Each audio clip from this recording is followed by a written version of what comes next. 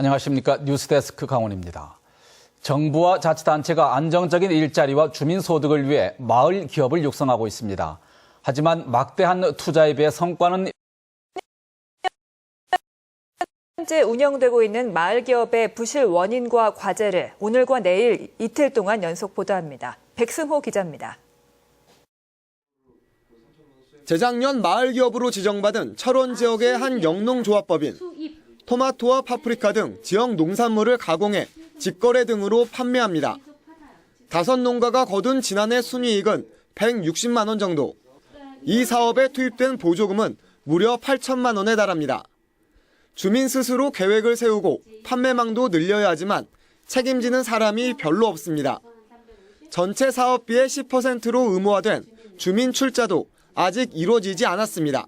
예전에 장목반 이 정도로만 생각을 하시고 또 무슨 정미소 차리던 이런 정도로 생각을 하시고요. 그리고 많이들 돈을 정부에서 줘서 받아들여오면 누가 다 집어먹는 데더라. 다른 마을 기업도 사정은 마찬가지. 1억 원을 보조받아 민박시설을 만들었지만 단 한 명이 관리하면서 수익금의 60%를 가져갑니다. 주민 일자리를 만들겠다는 계획은 헛구호에 그치고 있습니다.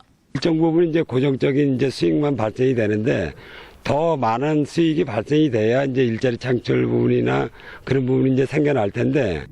현재 강원도 내에서 운영되는 마을 기업은 모두 62곳.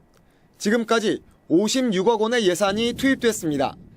마을 기업은 자립을 위해 2년 동안만 예산을 지원받기 때문에 올해부터 예산이 중단된 마을은 운영난이 더욱 가중될 수밖에 없습니다.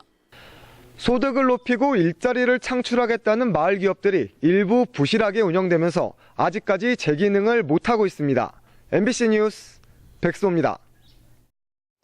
마을 기업의 실태와 과제를 짚어보는 기획보도 오늘은 두 번째로 특색 없이 운영되는 마을 기업을 진단해봅니다. 무늬만 마을 기업인 곳이 있는가 하면 차별화된 사업이 없어 경쟁력이 약하다는 지적도 받고 있습니다. 백승호 기자가 취재합니다. 10년 전부터 농촌 체험장을 운영하고 있는 춘천 지역의 한 마을. 지난해 마을 기업으로 지정됐습니다. 하지만 5천만 원의 보조금을 받아 농산물 판매장과 저장 창고만 지었을 뿐 별로 달라진 게 없습니다. 참여 농가 수와 체험 프로그램 등은 마을 기업으로 지정되기 이전과 마찬가지. 지역 공동체를 활성화하고 주민에게 소득과 일자리를 제공하는 마을 기업의 의도가 무색합니다. 애초에 마을 기업을 마을 전체가 한 게 아니고 우리가 기존에 체험 마을을 했었던 그 인연들만 하자는 거죠. 강원도 내에서 운영되고 있는 일부 마을 기업들 간의 사업 내용도 엇비슷해 차별화가 어렵다는 지적도 있습니다. 생산해 인터넷으로 판매합니다.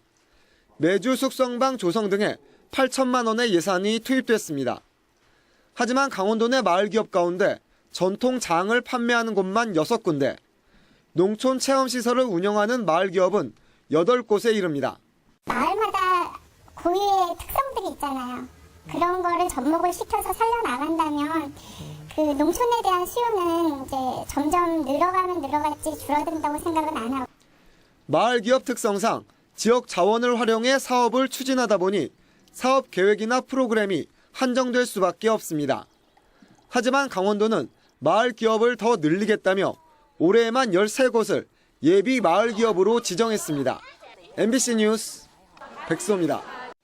마을 기업의 과제를 짚어보는 기획보도 오늘은 마지막 순서로 마을 기업의 성공 비결을 알아봅니다. 주민들의 자발적인 참여는 물론이고 수익의 일부를 사회에 돌려줘야 공동체 기업으로 성장할 수가 있습니다. 백승호 기자가 보도합니다. 황태와 마가목 등 지역 특산품을 판매하는 한 매장. 인제지역 마을 기업에서 운영해 지난해 3억 원의 매출을 올렸습니다.